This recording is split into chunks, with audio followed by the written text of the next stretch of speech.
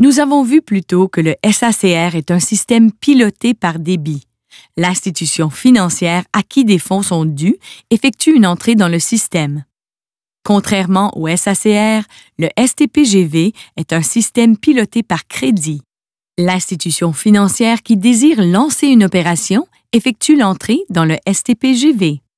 Une autre différence par rapport au SACR est que le STPGV traite des paiements individuels et ne reçoit pas de fichiers de paiement en bloc.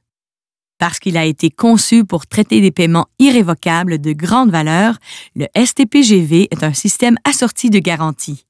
Cela signifie que les participants au STPGV mettent de l'avant à la Banque du Canada certaines garanties, comme des titres canadiens émis par les gouvernements fédéraux ou provinciaux ou certains titres hypothécaires. Ces garanties sont pour les paiements effectués dans le STPGV. Ce système de garantie qu'on appelle « garantie par nantissement » permet la finalité en temps réel et la certitude de règlement le jour même pour chaque paiement STPGV. La garantie que les participants au STPGV donnent en nantissement assure une liquidité suffisante pour garantir le règlement dans le STPGV, même en cas de défaut d'un des participants. Il y a deux options pour garantir les paiements dans le STPGV. On pourrait les appeler option 1 et option 2.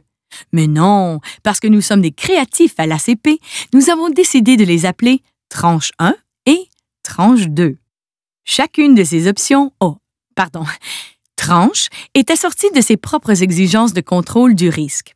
Parce que les paiements sont finaux dès le moment où ils sont approuvés par le STPGV, l'institution expéditrice doit vérifier que son client a les fonds dans son compte ou qu'il a du crédit parce que le débit est passé immédiatement au compte avant l'envoi de l'instruction. Une fois qu'il franchit les contrôles du risque du STPGV et est approuvé par le système, le paiement est final et irrévocable. L'institution financière destinataire est tenue de le porter au crédit du bénéficiaire avant la fin du jour ouvrable, mais typiquement, cela se fait presque en temps réel.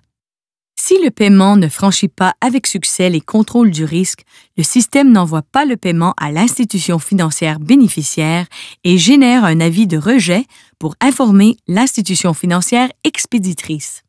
Le traitement des paiements entre participants au STPGV s'effectue en temps réel, si bien que le processus ne prend que quelques secondes, peu importe où se trouve l'institution financière au Canada. Cela dit, le temps total qui s'écoule, du début à la fin, entre la demande de paiement et la réception des fonds dans le compte du bénéficiaire, dépend de plusieurs facteurs. Par exemple, si le paiement est bien formaté pour le traitement direct,